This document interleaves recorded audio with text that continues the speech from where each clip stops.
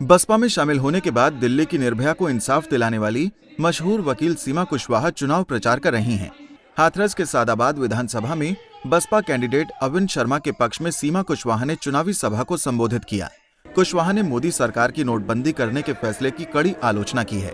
उन्होंने कहा कि आज गरीब परिवार अपने बच्चों को बेहतर शिक्षा तक नहीं दे सकता है। कुशवाहा ने दावा किया कि गरीब परिवारों का जीवन मायावती की सरकार ही बदल सकती है। वो देने की कोशिश की कि हमारा युवा, अगर कोई बच्चा है उसका माँ बाप उनको पढ़ाना चाहता है तो उसको सोचना ना पड़े कि हम फीस के पैसे कहाँ से लाएंगे। कभी किसान है, कभी ओले पड़ गए, कभी सूखा पड़ गई, एग्रीकल्चर में पैदावार नहीं हो रही है। इन्होंने जो नोटबंदी की उससे फैक्ट्रियां बंद हो गई, लोगों के आय के स्रोत जो आय का संसाधन थे वो बंद हो गए, तो पैसे कहाँ से लाओगे। ऐसे में सरकार की जिम्मेदारी ये होती है कि वो आपके बच्चों को फ्री एजुकेशन दे, फ्री चिकित्सा दे।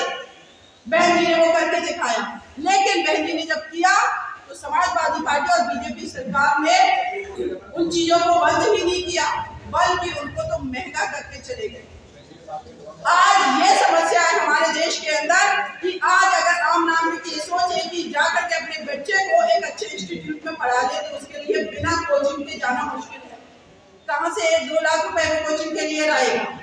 इतनी सारी समस्याएं हैं और इन समस्याओं का समाधान अगर कोई कर सकता है तो वो एक ही मात्र पार्टी है, बहुजन समाज पार्टी। 2007 में जब बीजेपी सत्ता में आई 23 लाख नौकरियां भर्ती की। आज हमारा युवा रोड पर बैठा रोजगार की मांग कर रहा है। वहीं हाथरस में दलित लड़की के साथ हुए दुष्कर्म केस को लेकर भी सीमा कुशवाहा ने बीजेपी सरकार पर हमला बोला। उन्होंने कहा कि बीजेपी की सरकार से आम जनता बुरी तरह से परेशान है, इसलिए इस बार बसपा सरकार बनाएगी। 2022 में बीजेपी की सरकार नहीं बनेगी, सरकार बनेगी बसपा पार्टी की, क्योंकि उत्तर प्रदेश ने बीजेपी का शासनकाल बहुत अच्छे से देख लिया है। किस तरीके से सबसे ज़्यादा तो ये हाथरस में देखा गया, अगर मैं कहूँ, क्योंकि हाथरस में जिस तरीके से फूलगढ़ी गांव की एक बिटिया को रात के समय प्रशासन ने फोर्सफुली जला दिया था केरोसिन डाल करके, तो उन सब का जवाब उत्तर प्रदेश की जनता बीजेपी पार्टी को देना चाहती है। नहीं, और भी मुद्दे थे आपके पास, बसपा पार्टी ही क्यों आपने चुनी? देखिए, बिल्कुल आपने सही क्वेश्चन किया। हमारे पास बीजेपी पार्टी से भी ऑफर आया, हमारे पास समाजवादी पार्टी से भी ऑफर आया, सारी पार्टियों से। सत्ताधीन पार्टी है, लोग लालचवश जाते हैं और मैं भी जा सकती थी, लेकिन मेरे ही आत्मा ने अलाउ नहीं किया। जब मैंने पूरा शासनकाल सबका देखा, एनालिसिस करती आ रही थी और जिन दर्द को मैं परिवारों के बीच जाकर के महसूस कर रही थी, हाथरस की बिटिया का तो देखा ही सबने, उसके अलावा कानपुर में एक 19 साल की बच्ची को रेप करके 10वीं मंजिल से फेंक दिया जाता। वो बेटी 2 घंटे तक पड़ी रहती है नीचे फ्लैट के, और वो व्यक्ति जो प्रतीक वैश्य है उसको पुलिस गिरफ्तार नहीं करती है बहुत देर तक। उसी नगर में एक 9 साल की बच्ची के साथ रेप हो जाता है।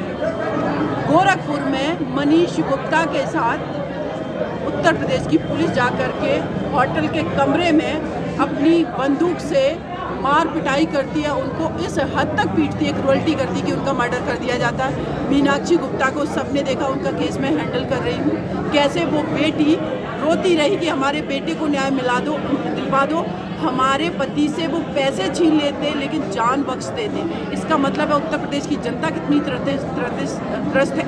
उसके अलावा खुशी दुबे विक्रू कांड में एक नाबालिग बेटी को उत्तर प्रदेश सरकार ने जेल में रखा हुआ है, जानबूझ करके। उत्तर प्रदेश के मुख्यमंत्री जो अभी आपने कहा कि भाजपा सरकार ने न्याय नहीं देना चाहती है। फर्जी एनकाउंटर हुए हैं, आप क्या कहना चाहती हैं भाजपा के लिए? भाजपा के लिए देखिए, जो सिंपल सी बात है, मैं यही कहना चाहती हूँ कि भाजपा जैसी निरंकुश सरकार को सत्ता से हर हाल में उत्तर प्रदेश की जनता को हटाना चाहिए। जिस तरीके से फर्जी एनकाउंटर किए, खुशी दुबे की अभी मैंने बात की, एक विवेक तिवारी, एक लड़का अपने ऑफिस से आ रहा है, अपनी दोस्त के साथ कार में बैठा, इनका पुलिस वाला सिर्फ वो शीशा नीचे नहीं कर रहा है कार का, उसको शूट कर देता है, मार देता है। 2 साल पहले की घटना है। इन सब का जवाब कौन देगा? योगी सरकार में पुलिस पर कानून को ताक पर रखने का एक बार नहीं कई बार आरोप लगे हैं। अब जनता के पास अपने मताधिकार से सरकार और सिस्टम को जवाब देने का मौका है। पंजाब केसरी टीवी के लिए हाथरस से सूरज मौर्य की रिपोर्ट।